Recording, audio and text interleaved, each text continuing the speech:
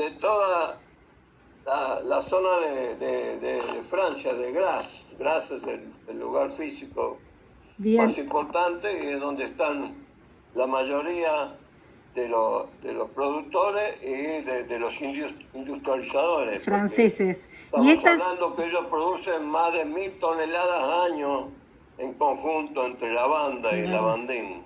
Y te hago una consulta, estas tres plantaciones, ¿de qué origen era? De Villa Regina me habías contado que era un italiano.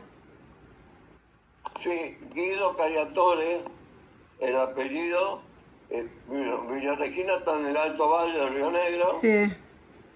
No es la zona más adecuada, pero él tenía un lavandín que había traído originariamente de Inglaterra. Él decía que era originario de Inglaterra. Yo nunca pude hablar con él personalmente, pero bueno, a través de terceras personas me enteré de toda la idea de él. Y bueno, él por los libros, por lo que yo leí, tenía unas 20 hectáreas en Villa Regina, Río Negro.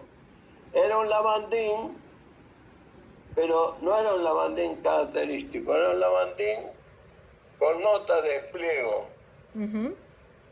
O sea, un intermedio, así como el lavandín es intermedio, entonces hay muchos lavandines ahora que se están mejorando, que se acercan mucho más a la otra punta, a la lavanda. En cambio, este lavandín que tenía se acercaba mucho al espliego. Claro. Y para todo eso, o sea, es muy importante la parte química. Por eso cuando la gente quiere cultivar algunas especies aromáticas, le digo que siempre estén en contacto con la parte química, porque la parte química, tanto el análisis químico como el análisis por infrarrojo, o la cromatografía gaseosa, como bueno, que es mucho más actual, digamos, determinan con mucha mejor exactitud si la planta, porque así la planta en sí son muy parecidas. Claro. Lo único que la lavanda verdadera es un poco más chica, pero después no hay una gran diferencia así del aspecto visual botánico de la planta. Bueno, una diferencia es que la lavanda madre, la angustifolia, tiene una flor por vara. En cambio, el espliego hace tridente en las ramas. Te trae 3 flores y los lavandines también. Esa es como una de las formas, pero tenés que esperar a que esté en flor para darte cuenta. Si no, claro, no te pero das. a veces hay lavandines que también no tienen esas ramificaciones. Y después cuando vos la analizás, da como lavandín. Ah, ok, bien. Entonces, por eso que es un complemento muy importante, porque destilarlo para la cantidad chequear. de ésteres determina si uno tiene una lavanda, un lavandín o un espliego. Perfecto. Bueno, los ésteres se expresan como acetato de linanilo, los alcoholes se expresan como linalol, y después tiene otros 2 componentes que son muy importantes en el espliego, que son el cineol, que está presente, muy importante en el eucalipto, para que la gente lo asocie, digamos, porque el sinónimo de cineol es eucaliptol, por eso, porque está presente en la gran mayoría de los eucaliptos. Y después el alcanfor. O sea, en cambio la lavanda están presentes, pero en una mínima cantidad. Menos del 1,5% tienen que tener de esos componentes para hacer una verdadera lavanda. Okay. Y más del 40% de ésteres, así, hablando en general. En general, perfecto. Bueno, y sigamos, eso era Villa Regina, en el Alto Valle. Después dijiste Tunuyán, ¿no? ¿En Mendoza? Tunuyán, en Mendoza. ¿Te acordás quién era? Una empresa.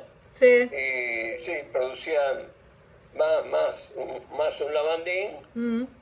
Y el otro en Salta también otro lavandín. Mirá. Nunca eran los lavandines grosos y súper, eran más tipo Abriali, que eran los primeros lavandines que llegaron. habían en cultivo. Está bien. Después se fueron agregando, se fueron mejorando, se fueron trayendo, y bueno, actualmente la gente o si uno me pregunta eso, sería bueno iniciar con un lavandín, si va a ser, porque en general dan más rendimiento que la lavanda. Claro. Entonces muchas veces es más conveniente plantar lavandín que Si uno que quiere, una verdadera lavanda. claro, si uno quiere destilarlo para hacer aceite esencial, los ideales son los lavandines que están preparados genéticamente. Claro, y ahora están los grosos y super que tienen una muy buena cantidad de ésteres y tienen bajo alcanfor y cineol. O sea, un lavandín tiene generalmente 5, 6, 7% de cineol y de alcanfor. En cambio, un espliego verdadero tiene más de 30 de cada uno de estos dos componentes, que es la gran diferencia con Claro, es más la lavanda. es como más silvestre, ¿no? Como más fuerte, porque al tener alcanfor es como más picante. Claro, el espliego no es que no se usa. En España, otros países, lo que pasa es que tiene otro tipo de usos. De usos, perfecto. O sea, la composición te va a dar los usos principales. La verdadera lavanda principalmente es para perfumería. Ok, pero como Lo que rinde... pasa es que para obtener aceites esenciales se necesita una cierta superficie. Mucha superficie porque da muy poco aceite cada flor. Para que sea redituable, Claro. digamos. Es muy fina, pero necesitas tener mucha superficie. Claro, y además el otro tema es que si uno tiene solo lavanda, no tiene trabajo el alambique en el resto del año, porque la lavanda verdadera florece una sola vez. Generalmente, bueno, en la cumbre yo la he visto para fin de año y en el Bolsón, Río Negro, que después se agregó como zona productora, es en mitad de enero, fines de enero. Sí, más verano. Y si te falló esa cosecha, hasta el otro enero, claro. Entonces vos recomendás... no tenés nada para destilar. Claro. Digamos. Si tenés un Entonces, destilador, tener mucha variedad de aromáticas para ir dándole uso todo el año, digamos. Claro, ese es el ideal, digamos. Sí, aunque la angustifolia tiene una segunda floración muy tardía y poquita, pero bueno, da una segunda alegría. El lavandín no, el lavandín es solamente uno. Contame un poco ahí, a ver, vamos por las preguntas, a ver cuál seguía, que las tenés más a mano. Bueno, ventajas y dificultades, bueno, es lo que estamos comentando. Sí. Y regiones que mostraban mayor adaptación, bueno, después hubo varios lugares donde ya se hizo también como cultivo. El que yo más visité fue Don Francisco, en la cercanía de Merlo, a unos 15 kilómetros de Merlo, en la provincia de San Luis. O sea, yendo de Buenos Aires 15 kilómetros antes de llegar a Merlo, por la ruta que pasa por Papagayo y otros lugares. Y bueno, ahí tenían un establecimiento que yo lo vi con 5 alambiques a la vez funcionando. ¡Ah, enorme! O sea, tenía casi 200 hectáreas. No de lavandín. De todo. De toda la aromática, porque la empresa se llamaba Enis, por si alguno lee algún material. O sea, ENYS. ¿Y eso de quién era? Era del que yo conocía, eran 2 hermanos casados con 2 hermanas, y bueno, trabajaban todos ahí en esa... Al principio andaba todo bien hasta que después pasan anduvo cosas. todo mal. Bueno, después me refiero, terminaron peleados, pero la empresa fue muy importante en Argentina. Mirá.